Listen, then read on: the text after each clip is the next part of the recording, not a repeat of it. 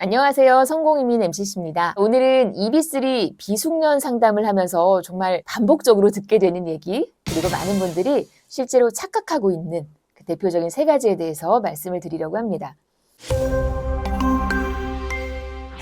재밌는 거는 사람마다 고민은 다 달라 보이는데 이게 또 조금만 깊게 들어가 보면 결국 비슷한 오해에서 시작되는 경우가 굉장히 많다는 겁니다. 또 중요한 건 이 착각들이 단순히 정보가 부족해서 생기는 게 아니라는 점입니다. 오히려 인터넷이나 유튜브에서 정보를 많이 볼수록 잘못된 기준으로 정보를 해석하게 되는 경우가 많습니다. 그래서 오늘 영상은 이 새로운 정보를 드리는 영상이라기보다는 EB3 비숙련을 어떤 기준으로 봐야 하는가, 이 부분을 정리해드리는 영상이라고 생각하시면 좋겠습니다. 많이 받게 되는 질문인데, 문호가 커런트라는 말을 듣는 순간 많은 분들이 이제 거의 다 끝난 것처럼 생각들을 하십니다.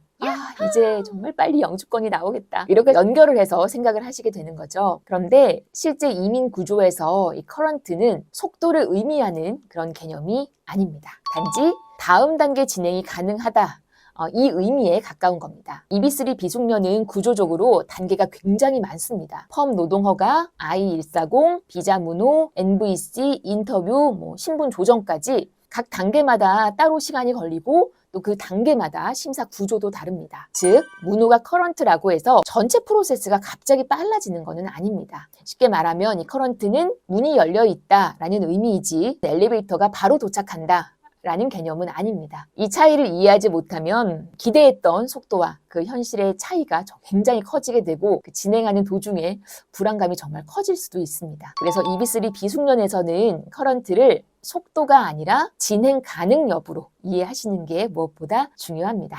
물론 이제 일을 하다 보면 힘든 직무가 있는 건 사실입니다. 육체 노동이 포함되는 경우도 많고 처음에는 환경 적응이 쉽지 않을 수도 있습니다. 그런데 실제로 장기적으로 보면 업무 강도 때문에 중도 포기하는 케이스보다는 다른 이유로 무너지는 경우가 훨씬 많습니다. 오히려 진짜 어려운 건 기다림을 견뎌내는 능력이랄까, 또 불확실성을 받아들이는 태도들, 중간에 흔들리지 않는 그런 지속성이 더 중요한 겁니다. 이민은 단거리 경기가 아닙니다. 특히 EB3 비숙련은 빨리 끝나는 구조가 아니라 오랫동안 유지하는 구조에 가깝습니다. 그래서 실제 리스크는 체력보다는 멘탈에서 더 많이 발생합니다. 생각보다 많은 분들이 진행 도중에 이게 맞는 건지, 너무 오래 걸리는 거 아닌지, 다른 방법을 알아봐야 하는 건지, 그 순간부터 이게 이제 방향이 조금 흔들리기 시작을 합니다. 그런데 아이러니하게도 실제로 결과를 만드는 분들은 엄청 특별한 분들이 아니고 그냥 끝까지 유지한 분들입니다. 그래서 EB3 비숙련은 얼마나 강한가 보다